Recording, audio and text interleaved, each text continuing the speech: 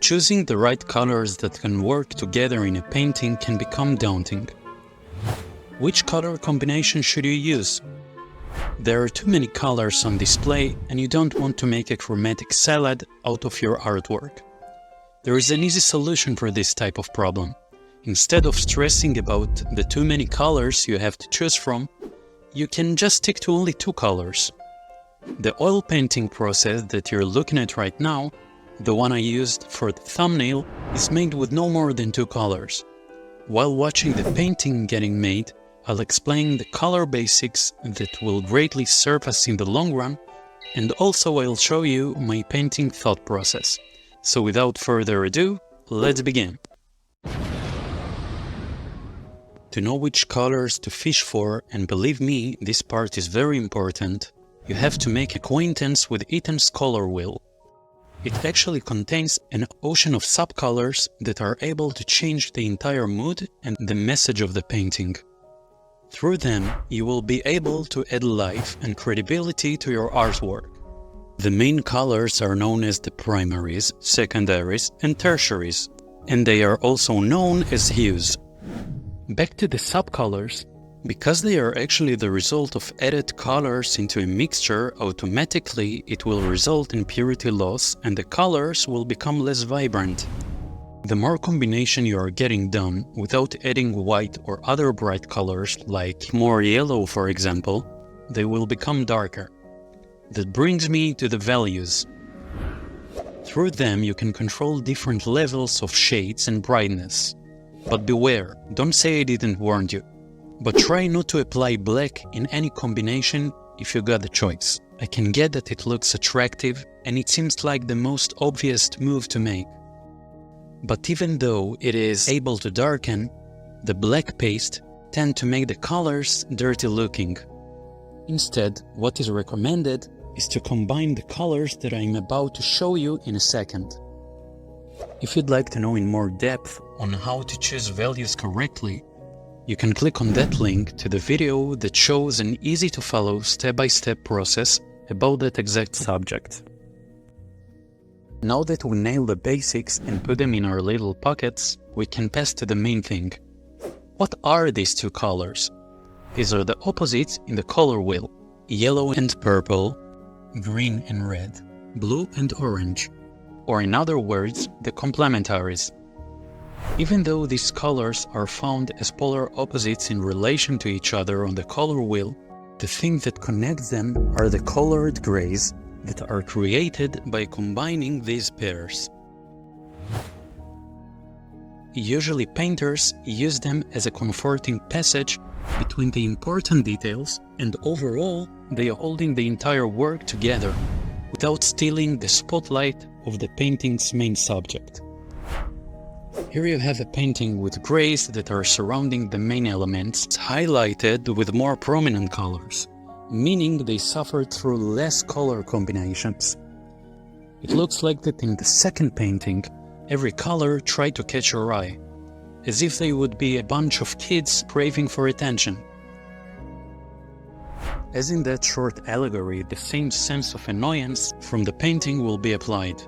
So to create order, you have to use the mediators, also called the neutrals, and they have the capacity to reduce automatically the tension between the main 2 opposite colors of your choosing. Even when looking at the wheel, the grays are literally located in the gray zone as the middle ground between the more persistent colors.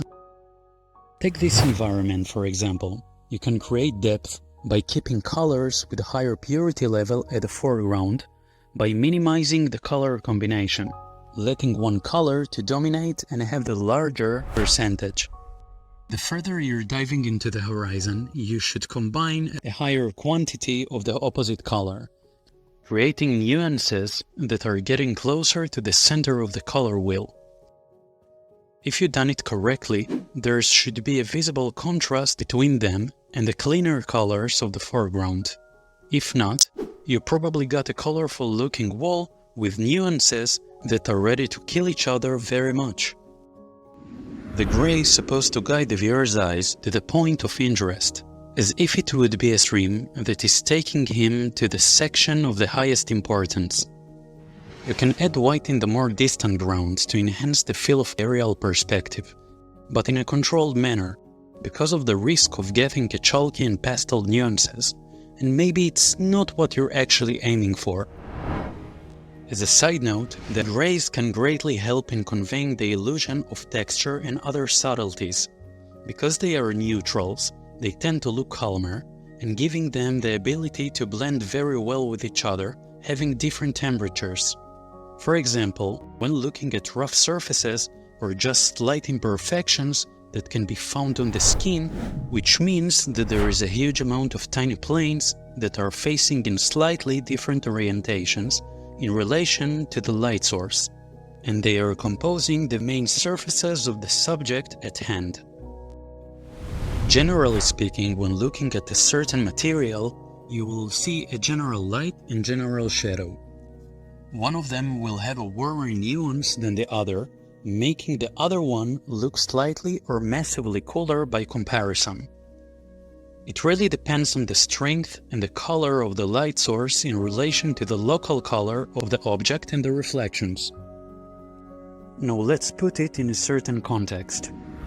Let's take a neon as a light source and some person's skin as the object. The neon will project a colder nuance compared to the shadows that are less affected by it, and subsequently they will preserve more of the original color of the skin, making them look warmer. Now zooming in, you'll notice that these small imperfections are getting the same treatment. Their temperature is very slightly changing, depends on the direction they are facing in relation to that neon. So, how to put it in practice? When a combination is getting made to create a colorful gray, you will see it as it is, a gray. But if you will put a neighboring gray beside it that was added to it a drop of the polar opposite color, doesn't matter how much, it will visibly affect the way you will perceive the color temperature. A certain gray can seem warm if juxtaposed beside a color that was combined with a bit of blue. The same color can seem suddenly colder if putting it near a color that was combined with a pinch of orange. It's relative, that's what I'm trying to say. There is no need to apply a dose of nuance from the opposite side of the color wheel to make a temperature difference. It's enough to play with the grays of the same territory. Take for example 2 grays from the blue side and put them apart from each other. Both of them will look, well, blue. Stick them together, then it will be clear as day that one of them is closer to the pure blue and the other one will look a bit more orange. Initially, when I'm painting a piece, I tend to use 4 different brushes to each category to avoid mudding the colors. In my painting, I choose for the lights to be colder than the shadows. Now, all I have to do is to remain consistent about it. Take one brush that will be used for the light, warm grays. That's orange in my case. Usually I use them as passages between the lights and the shadows. You can also call them halftones. Another brush for the light, colder grays that will also consist on orange nuances, but with added quantity of blues into the mixture. And they will be used for the planes that are most affected by the light. Pick another 2 brushes for the shadows. One brush will consist on colder nuances that will be used in places where reflections and brighter areas are supposed to be. The other brush will have warmer grays that will cover the darker spots in the shadows. Here white won't be used as much as in the lights. And don't forget that the brightest shadows will always be warmer than the darkest halftones. It is strictly applied in my painting because I chose the lights to be colder than the shadows. Of course, you can choose the reversed option. Now, when I'm beginning a piece, I apply a decorative layer of a certain color, taking into consideration the general value levels and the overall temperature that I'm going for in the shadows for the foreground. Then I'm repeating the same step for the background. While reducing the purity, cooling the overall temperature, and lightening the main values of the shadows in the background so the sense of distance would be readable.